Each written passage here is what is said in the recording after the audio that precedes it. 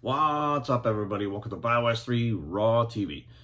Today's video is a follow-up or an add-on or not a reply. I don't know what you would say to it, but the Cain Velasquez video I put up, I rewatched that video. Now, the thing is, when I shoot videos, especially one like that where I get emotional, my emotions just flow. Like what comes into my head, things that have been buried in the back of my head, I speak from the heart all the time. Like right now, I have no idea what I'm actually going to say in this video.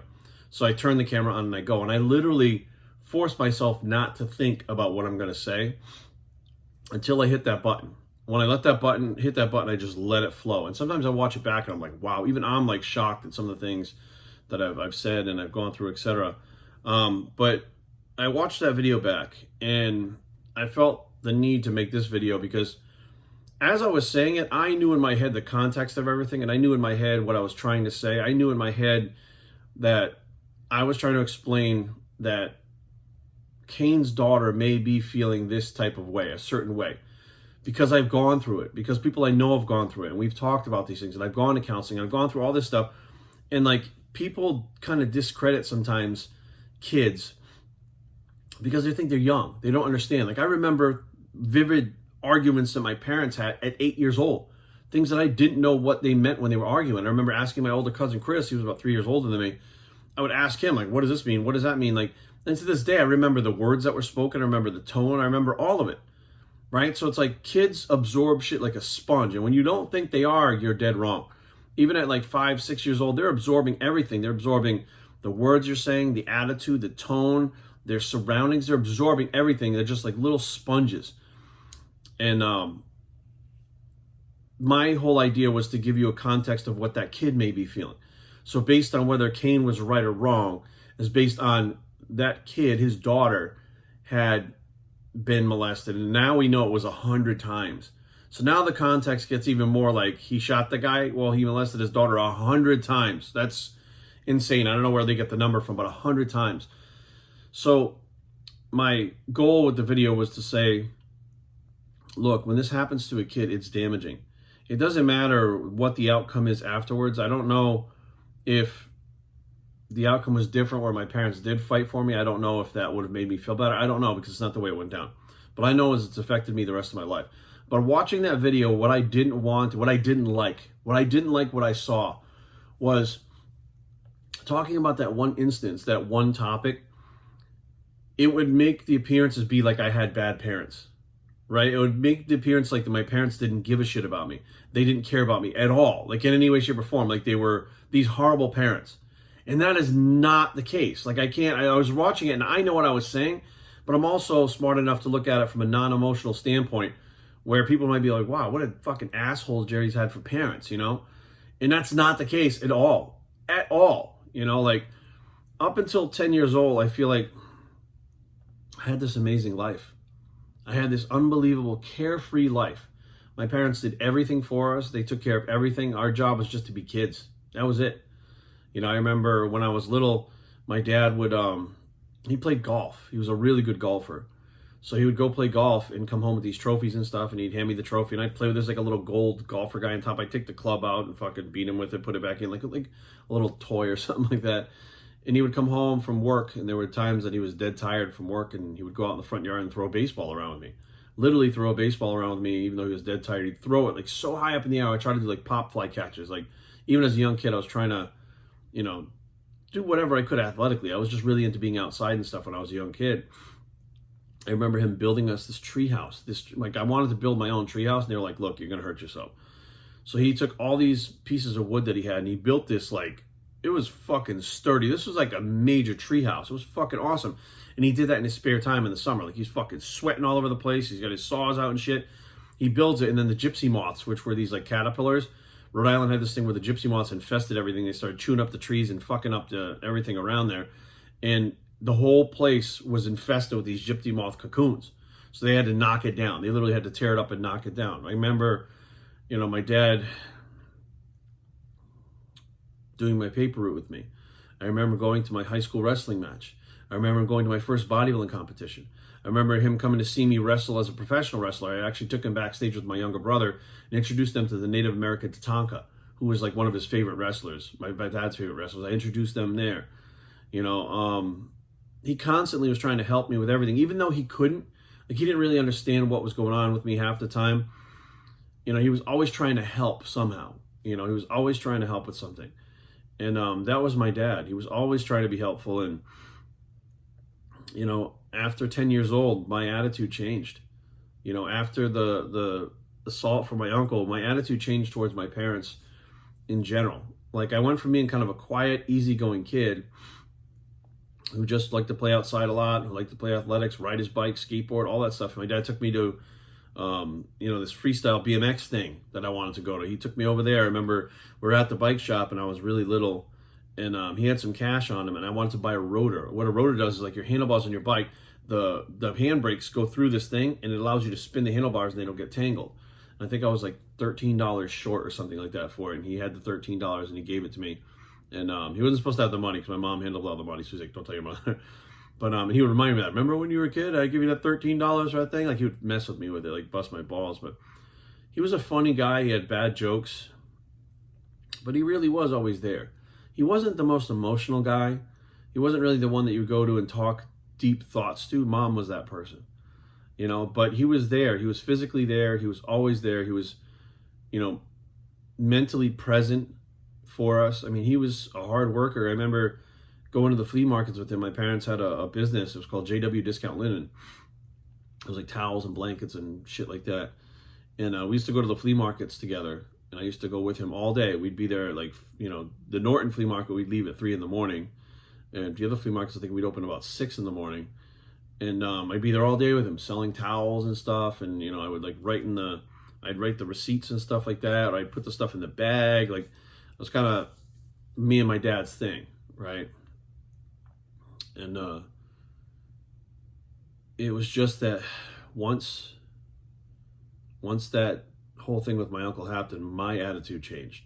I don't know what my parents felt. They never talked to me about it, right? And it took my other family members to tell me, like, the generation where my parents came from, and especially at that time, at 10 years old, I mean, how old was that? What year was that? It was in the 80s still. It was like the late 80s.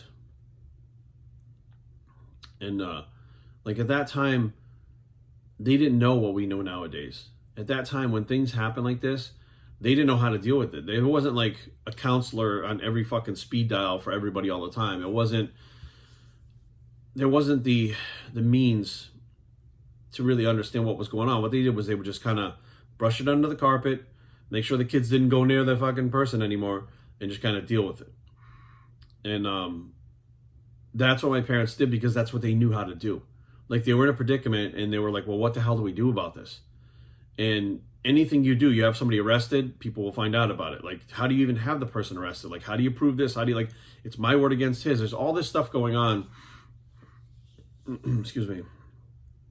And really, there was, to the point, I think it just kind of passed by. Like, in the meantime of trying to figure out what to do, it just kind of passed by, and they kind of looked at me, and from the outside, I looked okay, right? But my mom told me never to talk about it again. So I never went to them. I never told them how I was feeling. So in essence, part of it is my fault that I am the way I am right now, because I didn't go to my parents. I mean, I went to them and I told them what happened, but I didn't communicate how I was feeling or what was going on, because I didn't know myself. You know, I was telling my wife the other night, I said, you know, it took me till my mid to late 30s to really understand that these things had this impact on me. And if I'm just figuring it out, then how the fuck could they have known? Right? And I completely get that. Like, I put myself in their shoes and try to understand, like, you know, they tried to buy us everything. They tried to make sure that we had, you know, food on the table, roofs over our heads. And it was never like my parents didn't care. I think sometimes they cared to the point too much. You know, sometimes where they, it's just really hard, because I know now that they couldn't have known what was going on in my head, because I didn't even really understand it. I mean, I was 10. How the fuck was I supposed to know, you know? But I do know, as a parent myself at 46, I'm aware that these things hurt kids. I'm aware that what the kids are thinking, what they're feeling, because it happened to me. So without them ever going through that experience themselves, how are they supposed to fucking know? Right? Now, I still stand by your parents should protect you. So regardless of anything you know that I'm thinking, if it was me and somebody did that to my kid, I would be fucking livid. I would be ripped. Somebody yelled at my fucking dog, they could probably expect a punch in the mouth. I mean, that's where I'm at with fucking protecting my family and friends. But I still feel like even back then, they were adults. They should have stepped up in that specific instance and made sure everything was okay. Now, I do believe that they understood later on. Like, they understood, 10, 20, 30 years later, I think they understood perfectly what had happened. But the problem was I still never talked to them about it.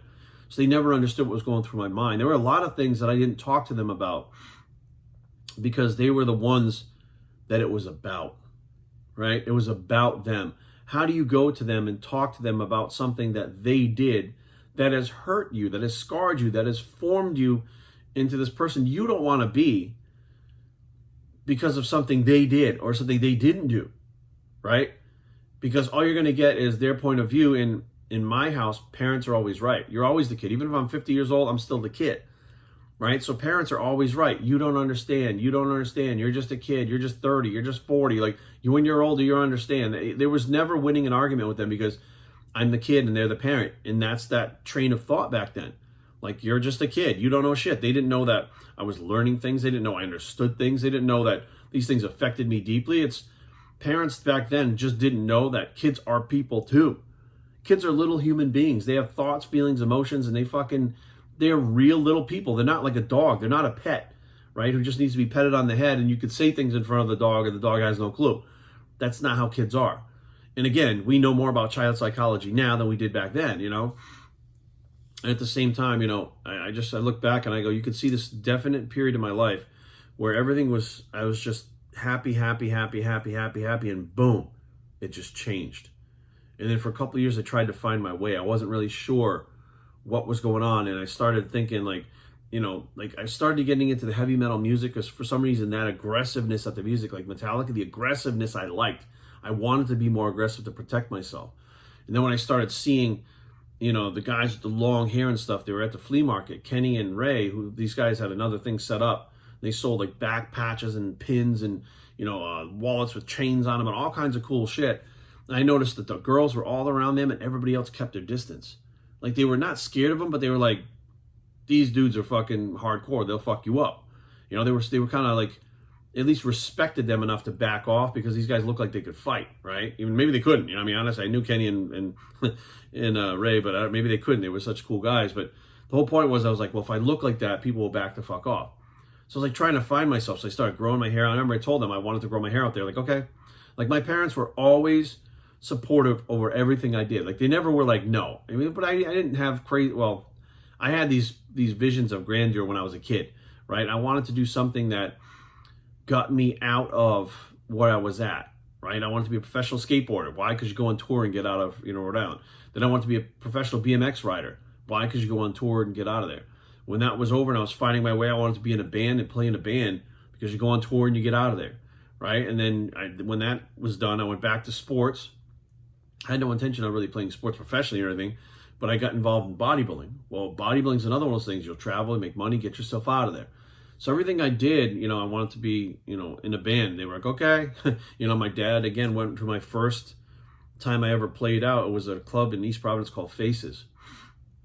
It was a fucking bar. It was a blues bar.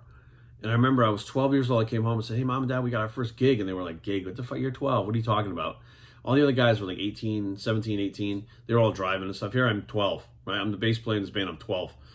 And they're like, you're not going to this. And I'm like, I have to. I'm part of the band. Like, we're getting paid. And they were like, you're getting paid? Like, you're 12 years old. You're going to get paid to go do this? It was like $150 for the night or something between the four of us. But still, I was getting paid. And they were like, my mom was like, you're going with them. And I tried not to get him to go. I was like, no, Dad, you don't have to go. And he still went anyways to make sure that I wasn't getting myself into shit. I mean, my mom sent him everywhere with me. We went to the Metallica concert together. I couldn't go to Metallica by myself because I was about 11, 12 years old. He went with me then. And my dad was always getting dragged along to this shit that he probably really didn't want to do, but he did it because I was doing it and he had to do it, and he did it with a smile and he tried to understand it. Like, Metallica concert, he was like, I don't understand this shit. And then Queensryche came on. He was like, oh, they're pretty good. Jeff Tate has a opera trained singing background, so he liked the way that he sang. And I kind of look back and I'm like, look, I had great parents. You know, they did absolutely 100% the best that they could do. My mom was the person with the figures and the numbers. My mom was the one where you have a problem and you're upset, you'd go to her and talk to her about it. You know, mom became more of a friend in the last years she was alive. And we talked about a lot of things. And I got to talk to her about a lot of things that bothered me. Like, it was weird because after my dad passed, my mom kind of took on the role of both people. Like, she had to be mom and dad for both of us, me and my brother both. But it turned into like, well, you know, JW, that's me, Jerry, he's okay. You know, he's okay with his businesses, his wife, you know, he's relocated. It's been 17 years he's gone. Like, I think he's okay. So it became a lot less mom and more of like my close friend, you know, even though she was still mom. And I remember, like, I'd call her and say, Ma, I mean, this is like last year, I'd call her and say, Ma, what happened? What do I do with this? Right? Here I am, like 45 years old, calling my mom to ask her about a situation because I wasn't sure. You know, she gave good, strong advice. She always believed in me. There were times where I was like, I don't know about this. And she's like, you'll figure it out. You'll get it done. It'll be okay. You'll figure it out. I mean, there were times that I was like, there's no way, Ma. Let me figure it out. What? She's like, you always figure it out. You'll be okay. It's going to be fine. Right? This is like, as an adult, she would tell me these things. Like, I got to figure this out before this happens, or, you know, this might happen, or I might lose one of these businesses, or whatever the case may be. And she'd be like, you'll figure it out. Like, you know, when it comes down to it, you're going to figure out what needs to be done, and you're going to do it, and it's going to be fine. And I know that because you do it all the time. You know, so mom would kind of speak a little confidence in me, and she would be the one, you know, we love you very much. I'm proud of you. She would be the one to say the stuff like that. My dad really just wasn't that emotional of a guy, and I understand why now. But it's just kind of how he was raised. It was just different. But, you know, there were things that were different back then. Like, yes, we did get beatings, and we got beaten. When I say beaten, like whipped with a belt, I got whipped in the face with a belt one time. I mean, I got whooped. There were times where, you know, I absolutely feel it was too far. But then you got to go, well, the times back then. Well, that doesn't make it right. Right? And I guarantee if they were here today and I talked to them about it, they would be like, you know, well, we had to do what we had to do to straighten you out. And that's all we knew to do. You know, that was what happened to us. And we got it worse. So what we thought we were doing better because we weren't hitting you with a switch, which you go outside and get. You know, my dad would tell me this story where his dad would make him go outside and pick a switch, which I guess is like a stick or something. And he'd tell him, don't pick a little one, because if I have to go out there and pick the big one, you're going to get it twice as bad. So, like, his dad was telling him, like, I'm going to fuck you up if you don't come back with something that's going to fuck you up. I'll fuck you up worse. You know, and just kids shit. You know what I mean? Like, doing dumb kid stuff. Like, don't go fucking walking in the creek with your sneakers on, and he would get a fucking beating for it or whatever.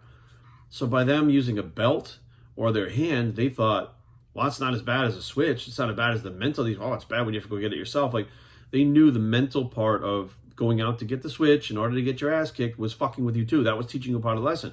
It was building it up to be even worse. So therefore, when they would correct us with beatings, it wasn't the psychological warfare that they had as kids. But what they didn't realize was, as a kid, I don't think any parents back then realized this. As a kid, when you're like 6, 7 years old, and you do something wrong and you get a beating, and you're getting hit by your parent, I mean getting hit, 2, 3, 4 times, and you're crying, and you're trying to get away, and they say, stop moving, and they fucking whack you again. I mean, you're looking at a grown adult who's a lot bigger than you, and you're a little kid. You know the ass whooping is because you did something bad, but you don't know how bad it's going to be, how far they're going to go. You don't know, because there were times where things went too far, right? But those were the times back then, and that's what people, I think, revert back to when they just say shit like it's an excuse, like, well, that's how it was back then. It doesn't matter. Back then it was wrong. Today it was wrong. When my father was getting beaten with a switch, it was wrong. All of it was wrong. And we know that now. We know that things like that produce parents like my dad. I don't have kids, but look how fucking aggressive that I have been my whole life. Look how many fights I've been in. I wanted to get into fights constantly. I fought for a living. I was doing bouncing, security. I mean, professional wrestling, although, planned. You may not know that. The physical aspect of you're getting hurt over and over again. You're slamming people. You're knocking people down, hitting them as hard as you can with clotheslines and shit. Because you're not parlaying them in the eye doesn't mean you're not fucking hurting them. And you get a clear pass to do it because you're getting paid and people are screaming like it's great. Like, I became this super aggressive person based on the things that happened in my past. And I'm not saying that my parents were any better or any worse than anybody else's parents. I'm saying they were pretty much all the same back then because that was how it was. That was the times. Well, I mean, back when my parents were kids, the times were black people couldn't ride on the bus, right? Times have changed. We know that's wrong. We accept that and we move on and we try to rid the world of racism. Well, we know now that beating the kids, it may put them in line, but that's going to teach them that beating kids are the way.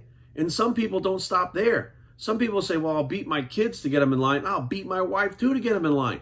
Like they don't draw the distinction. Like it was in a violent time where violence was used to correct people as opposed to talking to them because they didn't know that kids could fucking absorb the information. They didn't know kids are like little people.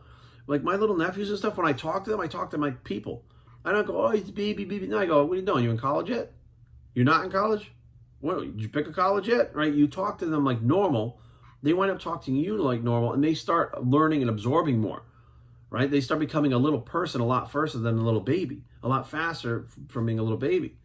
So the things that we know nowadays with child psychology and how to raise kids, and there's tons of books and there's doctors and fucking all this shit, they basically had their parents to ask. And I know the stories of my grandmother and my grandfather whooping my aunts and uncles' asses too.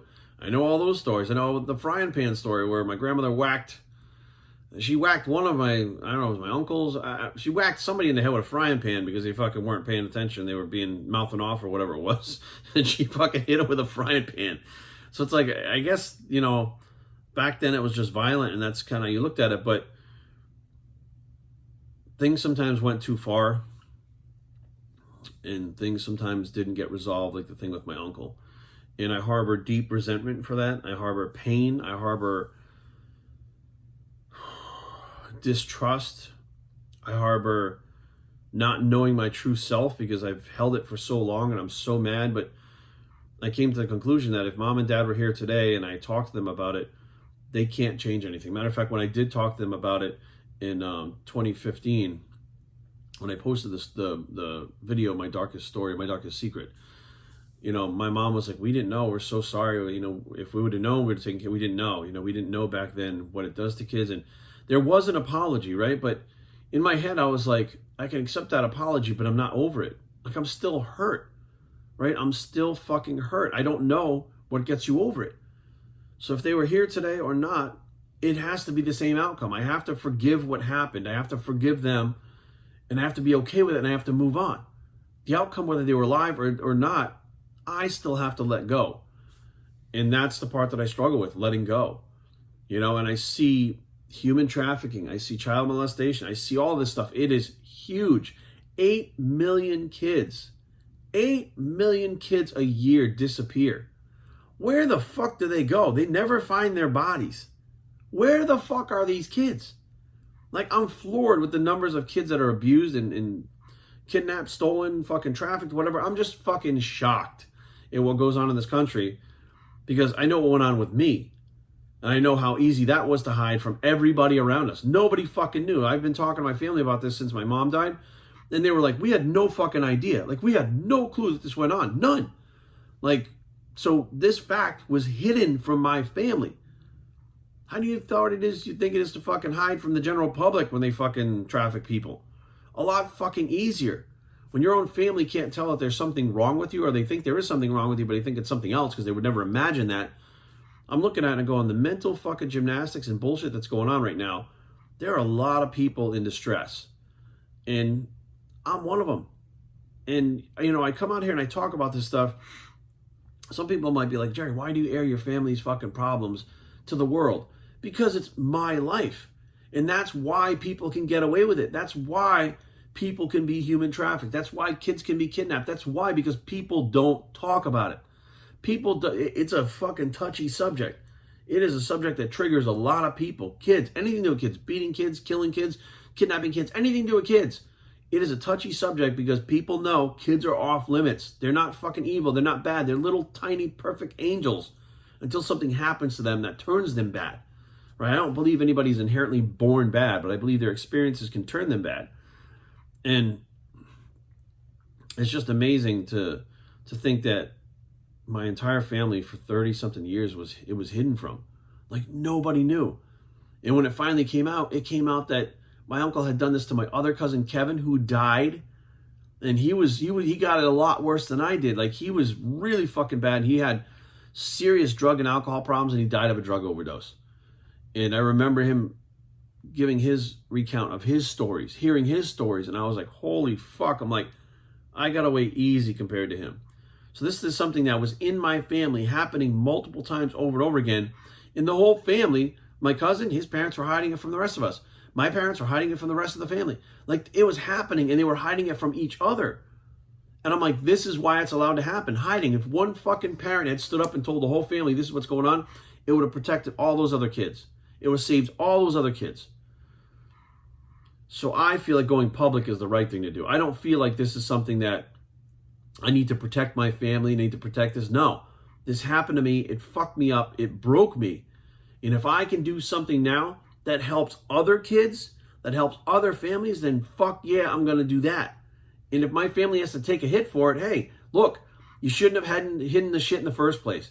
You shouldn't have let the fucking thing go. You should have tackled it when it fucking came there. This is not a family secret. This is my life. This is me. This is something that happened to me. This is something that changed me permanently. For me to hide that, why the fuck should I hide it? I'm not embarrassed about it. If my family's embarrassed about it, you know why they're embarrassed? Because they know they fucked up. Because if it wasn't their fault and it wasn't my fault and it was the fucking predator's fault, why is anybody getting pissed? Why does anybody give a shit about what I'm talking about? It's because fucking everybody knows that it's not me. It's them. It's the ones that don't want to be embarrassed because they did the wrong shit, not me. So, I don't know, guys. And, you know, I read the comments sometimes, and I get emails and I get messages on usually Instagram and Facebook. I don't look at them a lot because there's like a lot of weird shit in there. But I'll get an email like, hey, you know, I hit you up on Facebook or whatever, and I'll go look for the message, and the message will have a little bit more in-depth stuff than what's in the email. And there's a lot of people out there that have gone through this. There's a lot of people that don't want to admit it because they think it makes them look weak. They think it makes them look gay, which I'm like, what the fuck? You were terrorized as a kid. That doesn't make you gay. You're married with 2 kids. Are you happy with your wife? Yeah, then it doesn't make you fucking gay because you were molested as a kid. Like, the things that are in kids' heads have been planted there over time to keep them quiet. If you have been assaulted, no, you don't have to keep your mouth shut. If you have been assaulted, no, you don't have to be embarrassed. You don't have to be worried. You don't have to act like you did something wrong. You did nothing wrong. It is okay to come out and talk about these things. It's okay to go get help. Is it okay? It is okay to hold the people responsible, liable for what happened to you. You're a kid. They're supposed to protect you. They're not supposed to lie to everyone around them, to their families, about what happened to you and hide that fact. It's the family's responsibility to tell all of your family so they can come together as a village, as a tribe, and help you get better.